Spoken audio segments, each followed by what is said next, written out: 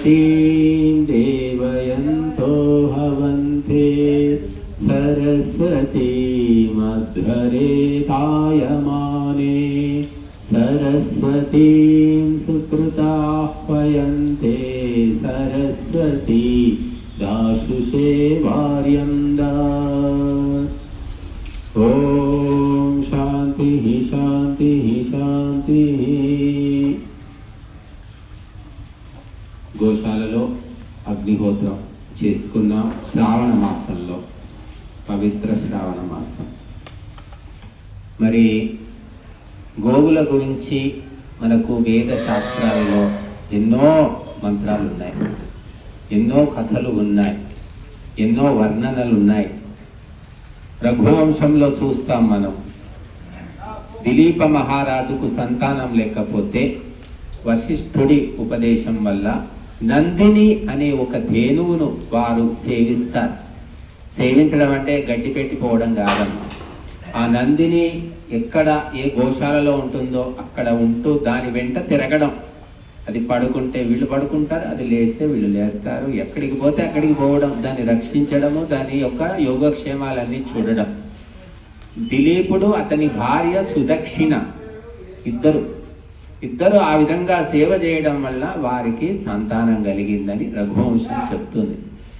మనం సేవ అంటే వస్తాం, గంటసేపు ఏదో తిరుగుతాం పోతాం, అలా చేయలేదు ఆ మహారాజు. ఆయన భార్య నిరంతరము అంటిపెట్టుకొని ఒక తల్లి బిడ్డను వెంటబట్టినట్టుగా అలా వెంటనంటి ఉండి తాము సంతానాన్ని పొందారు ఆ గోమాత అనుగ్రహం వల్ల. అలాగే స్వర్గంలో కామధేను ఉంటుందని మనం వింటూ ఉంటాం. స్వర్గం అంటే ఏమిటి, ఎక్కడుంది అంటే యజ్ఞము జరిగే ప్రదేశానికే స్వర్గలోకమని పేరు. స్వర్గే లోకే న భయం కించనాస్తి న తత్రత్వం న జరయా బిభేతి ఉభేతి త్వాసనాయా పిపాసే శోకాతిగో మోదతే స్వర్గలోకే. స్వర్గలోకం ఎలా ఉంటుందో కఠోపనిషత్తు చెబుతూ ఉంది. భయం అనేది ఉండదట స్వర్గంలో. ఒకరిని చూసి ఒకరు భయపడడం కానీ లేకుంటే తనకు తాను భయపడడం ఏముంటుంది ఇక్కడ భయపడడానికి? అంతా సమర్పణమే, అంతా దానం చేయడమే. స్వర్గలోకం అంటే అగ్నిహోత్రం జరిగే యజ్ఞశాలకే స్వర్గలోకం అని పేరు. కాబట్టి ఆ యజ్ఞశాలకి ఎందుకు వస్తాం? దోచుకోవడానికి రాము, అక్కడ సమర్పించడానికి వస్తాం. కాబట్టి ఎవరు భయపడేదేమీ లేదు, అందరూ కూడా నిర్భయంగా ఉంటారు. తత్రత్వం న జరయా బిభేతి. ఇక్కడ ముసలితనానికి మనం భయపడాల్సిన పని లేదట. ఎక్కడ అగ్నిహోత్రం జరుగుతుందో అక్కడ వృద్ధాప్యం అనేది ఉండదు. శక్తిమంతులుగా, బుద్ధిమంతులుగా, సంస్కారవంతులుగా, గుణవంతులుగా ఉంటారు. ఉభే తీర్త్వా అశనాయ పిపాస్. ఆకలి దప్పికలు కూడా బాధించవచ్చు. అగ్నిహోత్రం చేస్తూ ఉంటే ఆ సుగంధ ద్రవ్యాలన్నీ అగ్నిలో కాలిపోయి వాయు రూపంలో, సూక్ష్మ రూపంలో మనకు ప్రాణశక్తిగా లోపలికి వెళుతూ ఉంటుంది. ఎంతసేపు ఉన్నా ఏమీ విసుగనిపించదు, ఆకలి అనిపించదు. శోకాతిగో మోదతే స్వర్గలోకే. శోకాన్ని అతిక్రమించి అధిగమించి నిరంతరము సంతోషంతో ఆ స్వర్గలోకంలో అతడు ఉంటాడు అని శ్లోకం చెబుతుంది. కఠోపనిషత్తు శ్లోకం ఇది. కాబట్టి స్వర్గలోకం అంటే ఎక్కడో ఉంటుంది అనుకుంటారు. స్వర్గలోకం ఉంది, అది ఇక్కడే భూమి మీదనే ఉంది. దానికే యజ్ఞశాల అని పేరు. స్వర్గంలో దేవతలు ఉంటారు, ఇక్కడ దేవతలు ఉంటారు. ఎవరు దేవతలు? ఆ యజమాని పత్ని, పురోహితులు, వచ్చినటువంటి భక్తులు అందరికీ దేవతలని పేరు. ఎప్పటిదాకా వీళ్ళు దేవతలు అంటే యజ్ఞశాలలో ఉన్నంత వరకే దేవతలు. దాటి మళ్ళీ మనుష్య లోకంలోకి వెళ్ళిపోతే దేవత్వం పోతుంది, ఇంకా మనుష్యత్వం వచ్చేస్తుంది. అందుకే దీనికి దేవలోకం అంటారు. విద్వాంసులు కూడా దేవతలని పేరు. దేవతలు అమృతం తాగుతారు. మరి ఎక్కడ అమృతం ఎక్కడుంది అంటే అగ్నిహోత్రంలో ఆహుతులు సమర్పించి ఆ శిష్టకృత ఆహుతి సమర్పించిన తర్వాత మిగిలిన పరమాన్నము దానికి అమృతం అని పేరు. ఎవరైతే అగ్నికి సమర్పించి మిగిలిన అవశేషాన్ని స్వీకరిస్తారో వారు అమృతాన్ని సేవించి దేవతలుగా మారుతారు. ఆ బుద్ధిలో మార్పు వస్తుంది, దివ్యమైనటువంటి గుణకర్మ స్వభావాలు కలుగుతాయని చెప్తున్నారు. కాబట్టి ఆ స్వర్గలోకం ఇక్కడే ఉంది, కానీ మనం ఎక్కడో ఉంది అనుకుంటున్నాం. అందువల్ల మనిషి భ్రమలో బతుకుతూ ఉన్నాడు. కనుక అగ్నిహోత్రము మనము చేసుకుంటూ నిరంతరము చేస్తూ చేస్తూ అగ్ని అనే దేవతను, యజ్ఞం అనే దేవతను ఉపాసిస్తూ సేవిస్తూ చిట్ట చివరికి మనిషి కూడా దేవతగా మారిపోతాడు. దేవతను సేవిస్తే దేవతలం అవుతాం, దయ్యాలను సేవిస్తే దయ్యం అవుతాం. కాబట్టి ఆ దేవతను సేవించడం వల్ల మనిషి లోపల దాన గుణము, ప్రేమ గుణము, సమర్పణ భావము ఇవన్నీ వచ్చేస్తాయి. మనం ఏమిటి సమర్పిస్తున్నాం, చేతితోటి ఇస్తున్నాం, అక్కడ తీసుకోవట్లేదు. ఏమి తీసుకుంటే చేతులు కాలుతాయి. అక్కడ తీసుకోవడానికి కుదరదు, ఇక్కడ ఓన్లీ ఇవ్వడమే. మరి ఎప్పుడు తీసుకోవాలి అంటే నువ్వు బ్యాంకులో వేస్తావు, మళ్ళీ వడ్డీతో సహా ఎప్పుడో నువ్వు తీసుకుంటావు.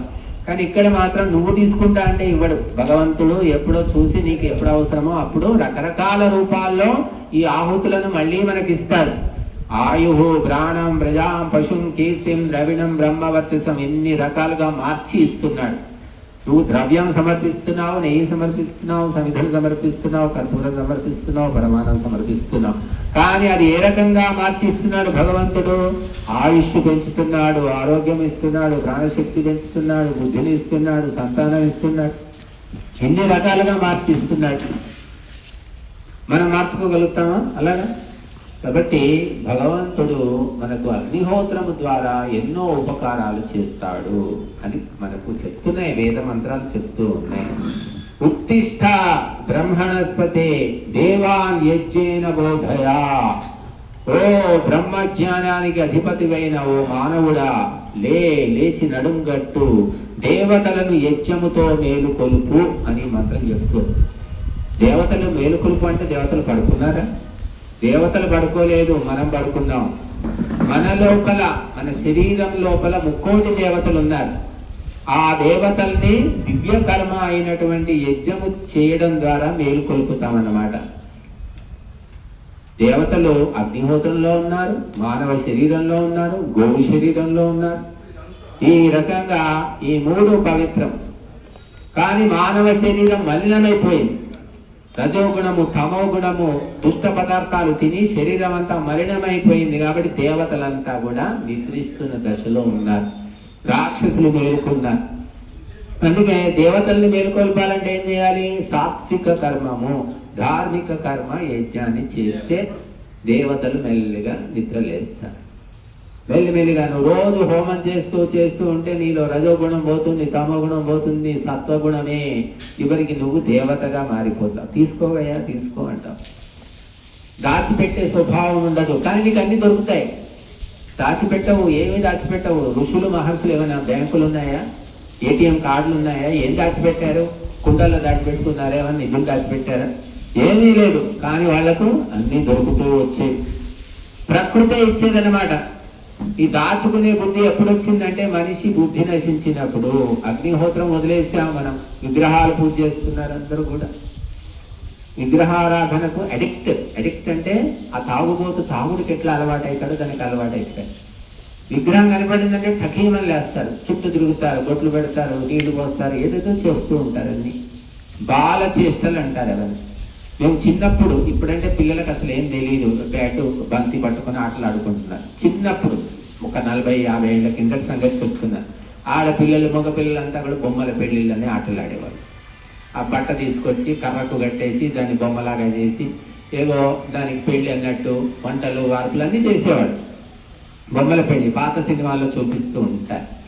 ఆ విధంగా మరి ఇప్పుడు బొమ్మల పెళ్ళిళ్ళు చేస్తూ ఉన్నారు. కానీ నిజమైనటువంటి లోక కళ్యాణము అగ్నిహోత్రంలోనే ఉంది. అనేక రోగాలు దూరమైపోతాయి, మానసిక సమస్యలు దూరమైపోతాయి, పీడ కళలు వచ్చే వాళ్లకు పీడ కళలు రావు, కలవరింతలు ఆగిపోతాయి, చక్కటి నిద్ర పడుతుంది. ఎక్కడ అగ్నిహోత్రం జరుగుతుందో అక్కడ అష్టైశ్వర్యాలు తులతూగుతాయట. అష్టలక్ష్ములు ఆనంద తాండవం చేస్తారు. గోవులున్న చోట అగ్నిహోత్రం జరిగే చోట. ఇక గోవులు ఉన్నాయి, ఇక్కడ అగ్నిహోత్రము చేశాం, వేద మంత్రాలు కూడా వల్లించాం. ఇంకా ఇంతకంటే స్వర్గం ఏముంది? రాగము, ద్వేషము, కామము, క్రోధము ఇవన్నీ కూడా అణిగిపోతాయట. ఎవరికి ఎవరిని చూస్తే కూడా అసూయ పుట్టదు. ఇప్పుడు భారతీయులందరికీ అసూయ పట్టింది రోగం. నేను బాగుపడకపోయినా పర్లేదు, ఈ రవీందర్ ఎందుకు పేరు వస్తుంది, ఆయన ఎందుకు చేస్తున్నాడు, ఏదో ఉంది. అని ఈ విధంగా అసూయ అన్నమాట. తను చేయడం చేత కాదు, సమయం ఇవ్వడు, డబ్బులు ఇవ్వడు, కానీ చేసే వాళ్ళని చూస్తే అసూయ. ప్రేమ కలగదు. కానీ మహాత్ములకు ఉత్తములకు ఏంటంటే మంచి పనులు చేసే వాళ్ళని చూస్తే అసూయ పుట్టదు, ప్రేమ పుడుతుంది వాళ్ళు. కానీ నీచులకు ఏంటంటే అసూయ పుడుతుంది. వాడు చేయడు, చేసేవాడి గురించి దుష్ప్రచారం చేస్తూ ఉంటారు. కాబట్టి అసూయ వల్ల నశించిపోతున్నాం. నువ్వేం చేయకపోయినా పర్వాలేదు, నువ్వు పైసా కూడా దానం చేయకు, సేవ కూడా చేయకు, కానీ మంచి చేసే వాళ్ళని చూసి సంతోషించు, వాళ్ళ గురించి వీలైతే 4 మాటలు చెప్పు, నీకు పుణ్యం వస్తుంది అని చెప్తున్నాయి శాస్త్రాలు. కర్తా కారయితా చైవ ప్రేరకశ్చానుమోదకః సుకృతే దుష్కృతే చైవ చత్వారా సమభాగినః. మంచి పని కానీ చెడు పని కానీ చేసినప్పుడు అందులో నలుగురికి సమానంగా భాగం వస్తుందట. ఎవరు? కర్త, చేసేవాడు, చేయించేవాడు, ప్రేరేపించేవాడు, ఆమోదించేవాడు. బాగా జరిగిందండి, చాలా బాగా చేశారండి అని అంటే చాలు, 25% మనకు వచ్చేస్తుందట. ఇంకా ఇంతకంటే గొప్ప ఆఫర్ ఏముంటుంది? బంపర్ ఆఫర్ ఇచ్చారు శాస్త్రకారులు. ఆమోదక అన్నారు. ఆమోదిస్తే చాలట, చాలా మంచి చేస్తున్నాడండి రవీందరు, గోశాలకు వెళ్తాడు అని ఒక్క మాట. ఆ రవీందర్ ఏం చేస్తున్నాడే, ఎందుకంటే అలా అంటారు, మంచి పని చేస్తున్నాడు అని ఒక మాట అంటే మనకు పుణ్యం వచ్చేస్తుందట. అందుకోసమే పాజిటివ్ టాకింగ్, పాజిటివ్ థింకింగ్ అన్నారు. వేదం కూడా అదే చెప్తుంది మనకు. భద్రం కర్ణేభిః శృణుయామ దేవాః భద్రం పశ్యేమాక్షభిర్యజత్రాః. భద్రాన్ని విను, భద్రాన్ని చూడు, అభద్రాన్ని వినకు, అభద్రాన్ని చూడకు. అభద్రాన్ని గుర్తుపెట్టుకో కూడా. కొంతమంది గుర్తుపెట్టుకుంటారు, వాళ్ళు ఏం చెడు చెయ్యరు, కానీ ఒకరో చెప్పిన చెడు మాటలు గుర్తుపెట్టుకుంటారు. గుర్తుపెట్టుకుంటే కూడా నష్టమేనట. అందుకని చెడు ఉంటే తీసి బయట పారేయడమే. కొంతమంది ప్రతిదీ కాగితము, పెన్సిల్, పెన్ను విరిగిపోయింది, నలిగిపోయింది, చిరిగిపోయింది అన్ని తీసి మూలకు దాచిపెడుతూ ఉంటారు. ఇంట్లో చెత్త జమైపోతుంది, తీసి పారేయాల్సిందే, లేదు దానం ఇచ్చేయాల్సిందే. ఆ రకంగా చెడు ఆలోచనలు, చెడు గుణాలు, చెడు లక్షణాలు మనము పట్టించుకోకూడదు, వదిలిపెట్టేసాయి. ఎవరైనా వచ్చి చెవిలో వేస్తూ ఉంటారు చాడీలు చెప్పేవాడు, విని వదిలేసేయాలి తప్ప గుర్తు పెట్టుకోకూడదు. కనుక వేదం ఆ విధంగా పాజిటివ్గా సానుకూలంగా ఉండమని చెప్తుంది. దేవతలు సానుకూలంగా ఉంటారు, వాళ్ళకి ఏమీ గుర్తుండవు, చెడు అసలే గుర్తుండదు, మంచి తప్ప. మనకు మెదడు, చిన్న మెదడు, మన మెదడు ఎంత ఉంది అసలు ఏనుగుతో పోలిస్తే? చాలా తక్కువ మెదడే. అందుకని చిన్న తక్కువ విషయాలే గుర్తుపెట్టుకోవాల్సి వస్తుంది. కాబట్టి మంచి విషయాలే గుర్తుపెట్టుకుందాం, చెడ్డ విషయాలు ఎందుకు. కనుక వేదాలను గుర్తుపెట్టుకోవాలి. చతుర్వేదం, పూర్వము వేదాలను కంఠస్థం చేసేవారు, వారిని వేదులు అనేవాళ్ళు. అంటే ఋగ్వేది, యజుర్వేది, సామవేది, అలాగే చతుర్వేదం, త్రివేది, ద్వివేది, చతుర్వేది, ఇలాగ పేర్లు ఉండేవి. ఎందుకంటే వాళ్ళు కంఠస్థం చేసేవాళ్ళు. ఒకప్పుడు మహిళలు కూడా బతుకమ్మ పాటలన్నీ పాడేవాళ్ళు, చూడకుండానే. మంగళారతి పాటలు పాడేవాళ్ళు, అప్పగింతల పాటలు పాడేవాళ్ళు, గౌరమ్మ పాటలు, అన్ని పాటలు ఎక్కడ పోయినాయో తెలియదు. ఏ పాట రాదు ఇప్పుడు. కనీసం పుట్టిన పిల్లకు చోళ పాట కూడా పాడటం లేదు. ఒకటే పాట పాడుతున్నారు, డబ్బు పాట పాడుతున్నారు మహిళలు. ఎందుకంటే వాళ్ళకి డ్రాక్టర్ని డాకుల్లాగా తయారు చేశారు, డబ్బు రుచి చూపించారు ఇక మహిళలు. ఒకప్పుడు ఏమిటి మహిళా పరిస్థితి చాలా ఎట్లా దేవతల్లో ఉండేవాళ్ళు. భారతీయ మహిళ అంటే నడిచే దేవత. ఏముండేది కదా ఆమెకు, బయట పోతే ఎట్లా బతకాలో కూడా తెలియదు, గడప దాటే అవసరం వచ్చేది కదా. నేను చిన్నప్పుడు వినేవాడు ఒక పాట, ఆడది కోరుకునే వరాలు రెండే రెండు, చల్లని సంసారం చక్కని సంతానం. ఇప్పుడు ఏంటో ఆ కోరికలు ఉన్నాయి, ఆడవాళ్ళ కోరికైనా సంతానం ఏమైనా కానీ, సంసారం ఏంటన్నా పోని, డబ్బులు కావాలి, ఆస్తులు కావాలి, అంతస్తులు కావాలి, పో తీసుకురాపో, సంపాదించుకురాపో, ఏం చేస్తావో నాకు తెలియదు అని భర్తలను కాల్చుకు తింటున్నారు. ఒకప్పుడు మహిళలు ఎలా ఉండేవాళ్ళు, పుణ్యస్త్రీగా బతకాలి, నాకు భర్త ఆయురారోగ్యాలతో ఉంటే చాలని వరలక్ష్మి వ్రతాలు, కార్తీక సోమవార వ్రతాలు, ఇంకెన్ని రకాల వ్రతాలు, లక్షవత్తుల హోములు, ఏమేమో చేసేవాళ్ళు. ఏమీ లేదు, భర్త వాడు తిట్టినా కొట్టినా సరే బతుకుంటే చాలని కోరుకునేవాడు. ఇప్పుడు వాడు తిట్టకుండా కొట్టకుండా ఉన్నవాడు ఉంటే వాడిని కాల్చుకు తింటున్నారు, తిట్టి కొట్టే వాడికి ఏమో భయపడి చేస్తున్నారు. మేము చాలా చోట్ల అబ్జర్వ్ చేసి చెప్తున్నామమ్మ ఈ మాటలు, నేను పుస్తకాల్లో చదివినవి కావి. ఎవరైతే బుద్ధిమంతుడు, మరి ధర్మకార్యాలు చేస్తూ ఉంటాడో, నీతిగా సంపాదిస్తాడో వాడిని బతకనివ్వట్లే మహిళలు. మహిళలు అంటే భార్య, మరి పాడు పనులు చేసి అడ్డగోలుగా సంపాదించి తాగి తందనాలాడి సొమ్మరిపోతుగా ఉండే వాళ్ళకు భయపడుతూ ఉన్నారు. కాల వైపరీత్యము అని చెప్పుకోవచ్చు. కాబట్టి భారతీయ మహిళ అంటే ప్రపంచంలోనే పేరు సంపాదించింది. బాబు జరుగు జరుగు బాబు. ప్రపంచంలోనే ఒక మహిళ ఎలా ఉండాలంటే పోటీ భారతదేశం పోయి చూసి నేర్చుకోండి అని చెప్పేవాళ్ళు ఒకప్పుడు. కుటుంబం ఎలా ఉండాలి, భారతీయ కుటుంబం చూడండి, భారతీయులు ఎలా బతుకుతున్నారు, భార్య భర్త పిల్లలు అత్త మామ ఆడబిడ్డలు, ఏ మర్యాద ఎంతి ఒక కుటుంబ జీవితం అంటే భారతదేశం ఆదర్శంగా ఉండేది. ఇప్పుడు ఇంచుమించు అడుక్కొచ్చేసింది. అడుగు బడుగు కొంతమంది మిగిలారు. ఈ రవీందరు వీళ్ళ అన్న వీళ్ళ ఇద్దరు తోడికోడళ్ళు కలిసి ఉంటున్నారు. మరి ఇన్నేళ్ళైనా కూడా విచిత్రం. ఈనాడు కనీసం భార్యాభర్తలు కూడా ఎన్ని రోజులు కలిసి ఉంటారో మనం చెప్పలేము. అటువంటి పరిస్థితి వచ్చింది. మరి తోటికోడళ్ళు ఇద్దరు, మీరు అక్క చెల్లెళ్ళమ్మా కాదు కదా, కాదు, కానీ వాళ్ళని చూస్తే అలాగే అనిపిస్తే పోలికలు వాళ్ళని చూస్తే. అలాగా ఒక ప్రేమతోటి కలిసి మెలిసి ఉండడం. ఉమ్మడి కుటుంబం అంటాం, సమిష్టి కుటుంబం ఎక్కడుంది? సమిష్టి కుటుంబం లేదు. బట్ వీటన్నిటికీ మూలం ఏమిటంటే బుద్ధినాశాత్ ప్రణశ్యతి. బుద్ధి నాశనం అయిపోయింది. ఎందుకయిందంటే ఆవులు లేవు, ఆవు పాలు లేవు, ఆవు నెయ్యి లేదు, పంచగవ్యాల సేవన జరగడం లేదు, బర్రె పాలు తాగుతున్నారు, బర్రె నెయ్యి తింటున్నారు, బర్రెల్లాగా మారిపోయారు మనుషులు. ఎందుకంటే మనం ఎటువంటి ఆహారం తీసుకుంటే మన బుద్ధి కూడా అటువంటిదే మారిపోతుందని చెప్తున్నాయి. ఎరువులు పురుగు మందులు వేసినటువంటి నీచమైన కల్తీ ఆహారం తింటున్నాము. గాలి కూడా కల్తీ అయిపోయింది, నీరు కల్తీ, ఆహారం కల్తీ, ఆలోచనలు కల్తీ. అందువల్ల మనుష్యుల లోపల ప్రేమ, ఆత్మీయత, అనురాగము ఇటువంటి భావన కనిపించడం లేదు. ఎవరైనా అలా ఉన్నారనుకోండి, అబ్బా వీడు చాలా మంచోడు, చాలా బుద్ధిమంతుడు, వీడికి ఎట్లా టోపీ చేద్దాం, వీడిని ఎట్లా పుట్టలో వేసుకుందాం, ఎట్లా మోసం చేద్దామని ఆలోచిస్తున్నారు. మంచి వ్యక్తులు, మంచి గుణాలు ఉన్న వాళ్ళు తక్కువ ఉన్నారు, లేరని కాదు, కానీ వాళ్ళని బతకడమే దుష్కరం చేసేస్తున్నారు, దుర్భరం చేసేస్తున్నారు. కాబట్టి అన్నిటికీ మూలం ఆహారమే. ఒకప్పుడు ప్రతి ఇంట్లో కూడా ఆవులు ఉండేవి. మేము పల్లెటూళ్ళలో ఒకప్పుడు వెళ్ళినప్పుడు ప్రతి ఇంట్లో ఆవులు ఉండేవి. ఇప్పుడు ఆవులు లేవు, కుక్కలు కనబడుతున్నాయి. బొచ్చు కుక్క, పిచ్చి కుక్క, ఊర కుక్క, ఇంకేదో కుక్క, మూడు రకాలు, నాలుగు రకాల కుక్కలు పెంచుకుంటున్నారు.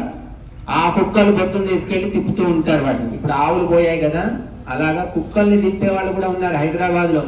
ఆ కుక్కల్ని పొద్దున మార్నింగ్ వాక్, ఈవినింగ్ వాక్ చేయిస్తే 1000 రూపాయలు ఇస్తున్నారు వాళ్ళకు నెల జీతం. అటువంటి దుష్ట సంస్కృతి, విష సంస్కృతి ఈనాడు వచ్చింది. కాబట్టి మనమందరం కూడా గోమాత ఎక్కడ ఉంటే ధర్మదేవత అని చెప్పారు. గోమాత 4 కాళ్ల మీద ధర్మం నడుస్తుంది అంటారు. అంటే ఏమిటి? గోమాతనే. ఎక్కడ గోమాత సురక్షితంగా ఆనందంగా చిందులు వేస్తుందో, హాని జరగదో, రక్తము, గోమాత రక్తము నేల మీద పడింది అంటే 108 రకాల రోగాలు పుట్టుకొస్తాయట, ఆసురీ శక్తులు ఉద్భవిస్తాయి. ఈనాడు మన భారతదేశంలో ఏం జరుగుతుంది? గోమాత రక్తం ఏరులే పారుతుంది. ఎన్ని ప్రభుత్వాలు వచ్చినా, ఎన్ని పార్టీలు వచ్చినా, ఎంతమంది నాయకులు దొంగ మాటలు చెప్పినా కూడా అది మాత్రం ఆగడం లేదండి. గోమాత హత్య, గోమాత హింస మాత్రం ఆగడం లేదు.